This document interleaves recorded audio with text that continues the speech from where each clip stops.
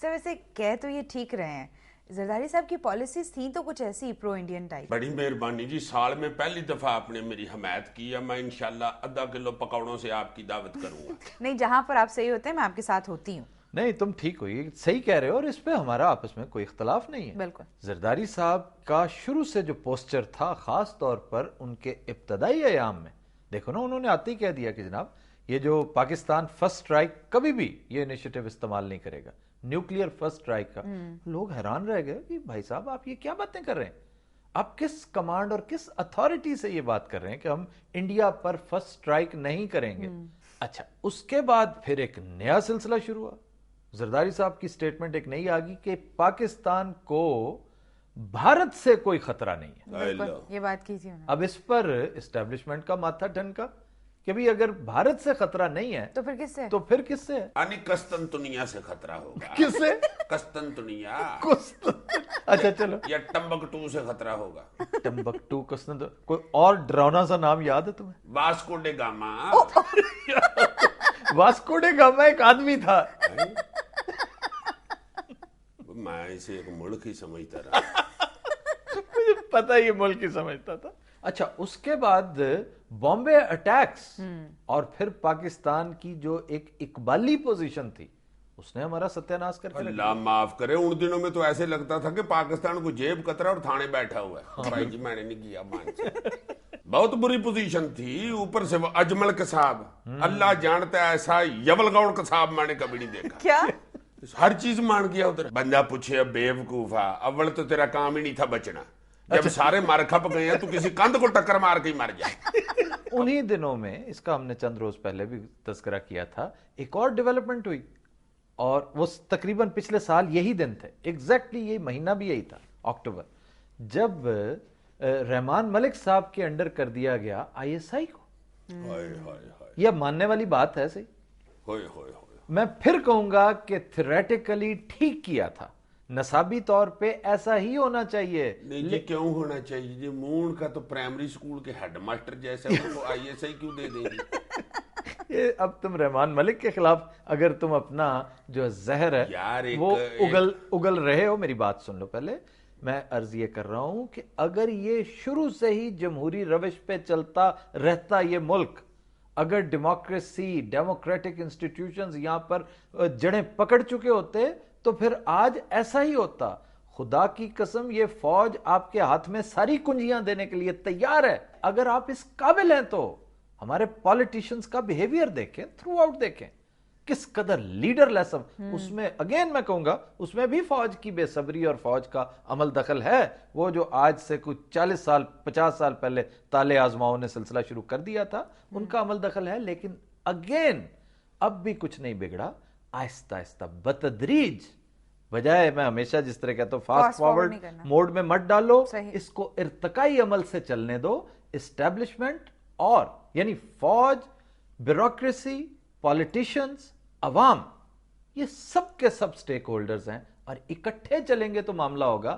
لیکن یہاں پر جس پہ میں بار بار کہہ رہا ہوں کہ ایک خطرے کی بو سونگنے شروع کر دی اس اسٹیبلشمنٹ نے, کہ پے در پے ایسے سٹیپس لیے جانے لگے زرداری صاحب کی حکومت میں جس پر ان کا پریشان ہونا بنتا تھا. اب رہی صحیح کسر نکال دی کیری لوگر بل نے. ہائے کیری لوگر, پہلے ہی دیکھ کے چاول جڑ گئے تھے, اوپر سے بیچ میں ریت ڈال دی. یار اب ویسے اسٹیبلشمنٹ کیا کہتی ہے کیری لوگر کے بارے میں؟ پہلی بات تو یہ کہتی ہے کہ بھارت کے معاملے میں ہم نے کوئی ڈکٹیشن قبول نہیں کرتی. یہ تو اس کی وجہ ہے, اس کی وجہ یہ یار مجھے یہ آہا ہا ہا کرنے دیا کرو بیچ میں. چلو کر لو ایک دفعہ, آہا ہا ہا, واہ جی واہ, ایک دفعہ اور کر لو. نہیں بس مک گیا آہا ہا. اچھا چلو. صحیح, بھارت اور امریکہ ہم سے چاہتا کیا ہے؟ اب یہ ایک دلچسپ سوال ہے کہ بھارت اور امریکہ چاہتے کیا ہیں. ایک کمزور, لڑتا جھگڑتا مارتا مرتا پاکستان جو نیوکلیئر بھی ہے, اس میں کیا دلچسپی ہو سکتی ہے؟ انڈیا کو کیا دلچسپی ہو سکتی ہے؟ پانی ہے آپ کا جو دھڑا دھڑ وہ چراتا چلا جا رہا ہے, اس میں تو دو رائے ہو ہی نہیں سکتی. بالکل. تھر میں کوئلہ ہے, کتنے کا؟ $15 ٹریلین کا. کل کو خدا نہ خواستہ اگر یہ اپنے عزائم میں کامیاب ہو جاتے ہیں, جیسا کہ ہم جیسے عاقبت نااندیش موقع فراہم کر رہے ہیں, تو آپ کو پتا ہے کہ اس مائن سے انڈین فورسز کتنی دور ہیں؟ او میرے امال کا پھر ٹینشن دینے لگے ہو. میں ذرا باہر سے ہوں جی. یہ کیا ہوتا ہے یار پھر تم اس طرح کی خوفناک سی باتیں شروع کر رہے ہیں. یہ آئی اوپنرز ہیں یار, یہ ویک اپ کالز ہیں, ان سے کچھ سبق حاصل کرو کم بختو. اس میں ڈرنے کی کیا مطلب, ٹینشن کیا ہے؟ اچھا جی, وہاں سے کافی نزدیک ہے جی. جی بے حد نزدیک ہیں. پھر اسی طرح آپ کا جو سونا پڑا ہے چاغی میں, بلوچستان کے معاملات میں ایسے نہیں وہ دلچسپی لے رہے. پھر آئیے گوادر کی طرف. گوادر بھی ایک گولڈ مائن ہے بذات خود. جو اس وقت گوادر کے اوپر بیٹھ گیا وہ چائنا کو کنٹرول کر گیا. تو چائنا کو کنٹرول کرنے کی ضرورت کس کو ہے؟ ویسے تو کسی حد تک بھارت کو بھی ہے, لیکن اس کے پیرو مرشد کو, اس کے نئے پیرو مرشد کو زیادہ ہے. چنانچہ گوادر بھی آپ ہی کے پاس ہے. پھر سب سے بڑھ کر آپ کا نیوکلیئر پروگرام, وہ ان سب کی دلچسپی ہے, امریکہ کی بھی, بھارت کی بھی, اور سچ پوچھیں تو اسرائیل کی بھی. یہ ہیں وہ دلچسپیاں جو آپ جتنے کمزور ہوتے جائیں گے, جتنا آپس میں تفرقہ کریں گے, جتنا لڑتے جھگڑتے اور مرتے رہیں گے, اتنا ہی یہ آپ کے اس شارک کے قریب ہوتے چلے جائیں گے جو آپ کی زندگی کی ضمانت ہے. چاہے وہ پانی ہے, چاہے گوادر ہے, چاہے نیوکلیئر ہے, چاہے تھر کا کوئلہ ہے, اور چاہے سونا ہے. اچھا ماسٹر جی, ایک فکرے میں مجھے بس جواب دے دیں, یہ جو دہشت گرد ہے یہ اپنے مقصد میں کامیاب ہو جائے گا جی؟ چلو ایک فکرے کیا, میں تمہیں ایک لفظ میں جواب دے رہا ہوں کہ نہیں. امان سے؟ جی جناب. اچھا یار, یہ جو لوگ پڑھے لکھے ہمیں ڈراتے پھرتے ہیں, یہ کون ہے بھائی؟ یہ پرو امریکن, پرو انڈین دانشور ہیں, رائٹرز ہیں, پرانے لکھاری. پھر ان کے بچے جو اب ہسٹری وغیرہ پر تو وہ نظر نہیں رکھتے جیسے ان کے باپ دادا رکھتے تھے, نہ پالیٹکس کو جانتے ہیں. وہ ایم بی اے کر کے آ کے کوئی انجینئرنگ کر گیا, کوئی کچھ. اب وہ اپنے مخصوص انداز میں, کوئی کسی جگہ بیٹھا ہے, کوئی کسی جگہ, ویل پلیسڈ ہے. یہ جو باہر سے پڑھ کے بھی آئے ہیں, ہاں ایک یپی کلاس جو ہے نا, ان کے انداز سے لگتا ہے انہوں نے ایم میں خسریالوجی کیا ہوا. وہی بیٹھ کے باتیں کر کے ہماری جان نکالتے رہتے ہیں. او بھارت بہت بڑا ملک ہے, بہت بڑا کنٹری, بگ کنٹری, اور امریکہ تو اس سے بھی بہت بڑا ہے. Oh too long and too big.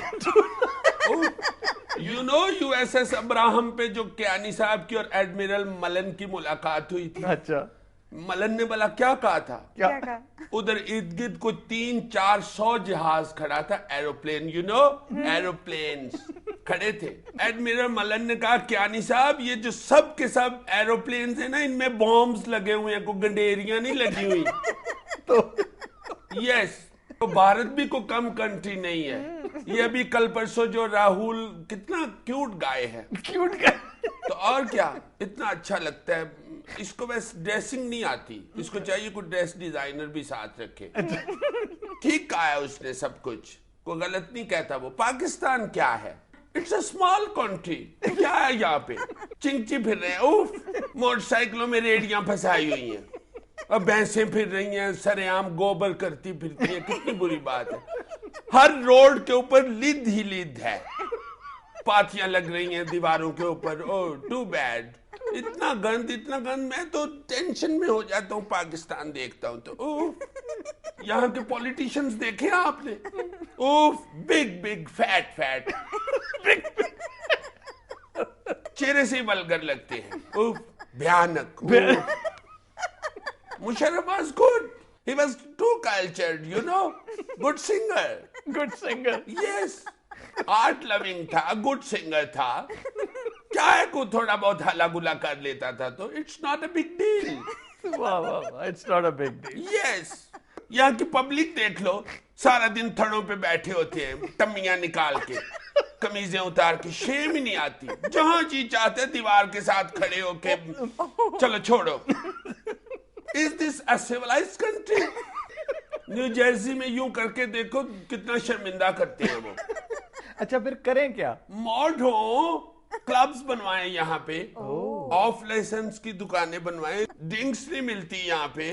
کون سی ڈرنکس نہیں ملتی یہاں پہ؟ تمہارا کیا خیال ہے, رو پیے جا کے, مکھیوں والی, پیڑوں والی لسی پی کے سو جائیں بس. کباب کھا کے وہ ٹھا والی بوتلیں پیے. میں زو میں کیا ہوں, اتنا ڈس اپوائنٹ ہوا ہوں نا.